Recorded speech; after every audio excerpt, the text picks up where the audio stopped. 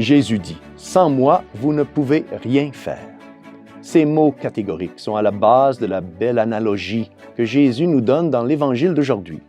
Sans le Christ, nous ne pouvons rien faire, mais absolument rien faire.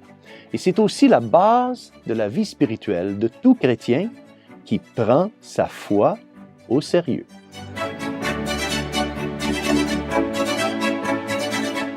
Au nom du Père et du Fils et du Saint-Esprit. Amen. Chers frères et sœurs, Salve Maria et bienvenue au commentaire de l'Évangile de ce dimanche. Dans l'Évangile de dimanche dernier, nous avons entendu parler du bon pasteur, le Christ, et de son troupeau, l'Église. Aujourd'hui, dans l'Évangile qui nous est présenté par Saint Jean, chapitre 15, versets 1 à 8, le Seigneur nous donne une autre belle image de notre relation avec lui, celle de la vigne et des sarments. Écoutons ces paroles. En ce temps-là, Jésus disait à ses disciples, « Moi, je suis la vraie vigne, et mon Père est le vigneron. Tout sarment qui est en moi, mais qui ne porte pas de fruit, mon Père l'enlève. Tout sarment qui porte du fruit, il le purifie en le taillant, pour qu'il en porte davantage. » Frères et sœurs, le Seigneur nous explique la parabole de la vigne et des sarments. Jésus-Christ est, bien sûr, la vraie vigne, et nous sommes, bien sûr, les sarments. Mais nous devons nous rappeler que lorsque l'Écriture sainte nous parle du Christ, elle parle généralement du Christ tout entier, comme le dit saint Augustin. Cette expression signifie qu'aux yeux de Dieu, Jésus-Christ et son corps, l'Église, sont une seule et même personne mystique. La vraie vigne est donc le Christ et l'Église catholique. Le Père est le vigneron qui taille la vigne pour qu'elle pousse bien. Et nous tous, les membres de l'Église, nous sommes comme les sarments de la vigne.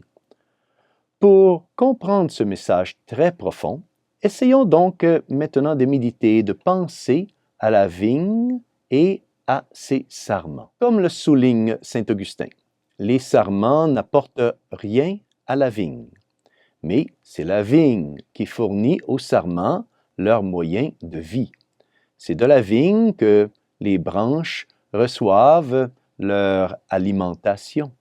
De la même manière, nous sommes unis à Jésus comme les sarments à la vigne. Nous recevons du Seigneur notre vie de grâce et nous ne pouvons rien lui donner en retour. Si un sarment est coupé de la vigne, s'il ne demeure plus dans la vigne, alors il meurt.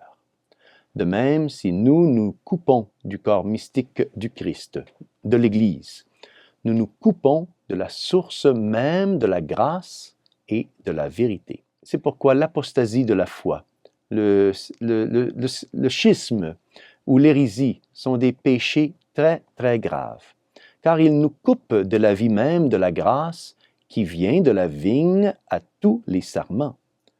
Tout sarment coupé mourra, à moins qu'il ne soit à nouveau greffé sur la vigne. Continuons notre lecture. « Demeurez en moi, dit le Seigneur, comme moi en vous. De même que le sarment ne peut pas porter de fruits par lui-même, s'il ne demeure pas sur la vigne, de même vous non plus, si vous ne demeurez pas en moi. Moi, je suis la vigne, et vous, les sarments. Celui qui demeure en moi et en qui je demeure, celui-là porte beaucoup de fruits, car en dehors de moi, vous ne pouvez rien faire. En dehors de moi, vous ne pouvez rien faire. Donc, frères et sœurs, ce n'est que par notre union avec le Christ et son Église que nous pouvons porter du fruit pour la vie éternelle.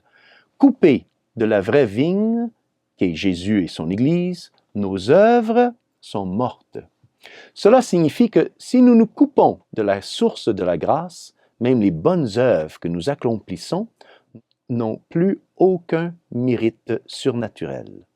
Elles sont comme mortes aux yeux de Dieu, car elles ne peuvent pas mériter notre salut éternel. Continuons, frères et sœurs, la lecture de l'Évangile. Si quelqu'un ne demeure pas en moi, il est, comme le sarment, jeté dehors, et il se dessèche. Les sarments secs, on les ramasse, on les jette au feu, et ils brûlent. Enfin, si nous observons comment les vignerons taillent et soignent les vignes, nous serions surpris de voir à quel point cela représente très bien notre relation avec le Christ. Oui, permettez-moi de vous expliquer ce que je veux dire. Lorsqu'un vigneron plante une vigne, il doit en prendre soin dès le début. Toutes les branches mortes ou malades doivent être immédiatement coupées de la plante pour éviter qu'elles n'étendent pas leurs mauvais effets au reste de la plante. Mais ce ne sont pas les seules branches qui doivent être taillées et écartées de la plante. Certaines branches sont saines, mais se ramifient trop loin de la vigne principale. Elles doivent également, ces branches qui se ramifient, elles doivent être également coupées. Bien que le viticulteur attende un certain temps pour qu'elles s'éloignent, enfin pour observer, voir si elles s'éloignent vraiment de la plante. Ensuite, il y a aussi des branches qui restent près de la plante, mais qui s'en mêlent avec les autres branches et donc entravent leur croissance. Elles aussi ne doivent pas être coupées immédiatement et même, normalement, elles n'ont pas besoin d'être coupées, mais elles ont besoin d'être démêlées par la main ferme du viticulteur. Et puis, bien sûr, il y a les bonnes branches qui produisent du bon fruit. Je pense que tout cela peut nous apprendre quelque chose sur la manière dont notre Seigneur Jésus-Christ, il agit avec son corps mystique, l'Église. D'abord, il y a des branches, comme j'ai expliqué, comme j'ai dit, qui sont mortes ou tellement malades qu'elles doivent être immédiatement coupées. De même, il y a des personnes qui se coupent de l'Église par l'hérésie ou en rejetant ouvertement l'Église ou le Christ. Ces personnes, malheureusement, sont mortes à la foi. Et si elles ne se repentent pas et ne se convertissent pas, elles seront retranchées de la vigne par le Père. En d'autres termes, ces personnes risquent la damnation éternelle. Ensuite, il y a d'autres sarments qui s'éloignent de la vigne, mais qui ne sont ni malades ni morts. Le vigneron ne les coupe pas immédiatement, mais attend de voir la direction qu'ils prennent. Il s'agit ici de personnes qui s'éloignent de la foi ou de la pratique des 10 commandements de Dieu, mais qui n'ont pas perdu toute foi et n'ont pas perdu toute espérance. Ces personnes vivent en état de péché, mais ne se détournent pas. Elles ne se détournent pas complètement de Dieu. Ils sont dans une situation très dangereuse, oui, mais Dieu les attend miséricordieusement et patiemment. S'ils s'éloignent trop de la foi et résistent à toutes les grâces de Dieu, ils seront, hélas, aussi également retranchés. Mais s'ils acceptent les grâces de Dieu, se repentent et commencent à se convertir, alors Dieu les accueille avec amour. Il y a des branches qui, s'enchevêtrent, s'emmêlent dans les autres branches et les empêchent de bien pousser. Le vigneron essaie donc de les démêler, mais s'il n'y parvient pas, il les coupe. Il doit les couper afin de sauver le reste de la plante. Alors, ces types de branches, ce sont des pêcheurs qui pêchent par faiblesse, mais qui ont aussi une mauvaise influence sur les autres.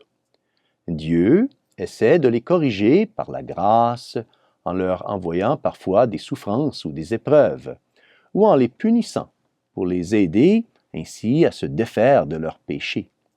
Les souffrances, voire les châtiments, sont des grâces pour les aider à abandonner le péché, leur vie de péché. S'ils résistent à tout cela, ils seront également, malheureusement, retranchés de la vigne. Il y a des branches saines qui produisent du fruit. Ce sont les âmes qui sont unies au Christ et à son Église et qui, par la foi et la charité, produisent de bonnes œuvres. L'essentiel du message de cet évangile est que, sans Jésus-Christ, nous ne pouvons rien faire. Ceci n'est pas une simple figure, une belle figure de style. C'est tout à fait vrai. Notre Seigneur n'a pas dit que nous ne pouvions presque rien faire, mais il a dit que nous ne pouvons rien faire. Un point, c'est tout. Le Seigneur est catégorique. Il dit que, en dehors de moi, vous ne pouvez rien faire. Ceci, frères et sœurs, est vrai dans l'ordre de la nature et aussi dans l'ordre de la grâce. C'est de Dieu que nous avons reçu notre existence. Il nous maintient aussi en existence à chaque instant. Si nous nous déplaçons, nous marchons, nous parlons, nous travaillons, si nous prions même, nous ne pouvons faire tout cela que parce que Dieu nous soutient. De même, nous dépendons de Dieu pour tout ce que nous faisons par rapport à notre salut éternel. Nous ne pouvons même pas prononcer, frères et sœurs, les saints noms de Jésus et Marie avec dévotion et amour sans la grâce de Dieu. Nous devons toujours nous souvenir de cela lorsque nous prions. Les efforts que nous faisons pour progresser dans la vertu ne porteront aucun fruit s'ils ne sont pas unis à Jésus-Christ par amour pour lui. Sans sa grâce, nous ne pouvons rien faire. Notre sanctification, frères et sœurs, dépend beaucoup plus de notre confiance et de notre amour pour Dieu que de nos efforts et nos actions. C'est Sainte Thérèse de Lisieux qui explique tout ceci d'une manière sublime. Sainte Thérèse dit que nous sommes tous comme de petites âmes très faibles qui peuvent difficilement gravir l'escalier à pic et ardu de la perfection sans tomber. Sainte Thérèse explique que nous avons tous besoin d'un ascenseur. Oui, un ascenseur qui nous fait monter rapidement et sûrement vers le ciel. Cet ascenseur vers le ciel, ce sont les bras de Jésus. Nous devons toujours nous jeter dans les bras miséricordieux du Seigneur. Donc, frères et sœurs, retenons cette belle leçon de l'Évangile d'aujourd'hui. Les bras de Jésus et de Marie sont l'ascenseur qui nous conduiront à la perfection chrétienne, qui nous conduiront finalement au ciel. Jetons-nous dans leurs bras avec une confiance totale. Disons à Jésus, par l'intermédiaire de sa Sainte Mère, « Mon Seigneur, tous mes efforts pour devenir saint ne valent rien. Je me jette donc dans tes bras. Enlève tous les obstacles que je place sur ton chemin et emporte-moi jusqu'au ciel. » Et que Dieu Tout-Puissant vous bénisse au nom du Père et du Fils et du Saint-Esprit. Amen. Salve Maria et bon dimanche.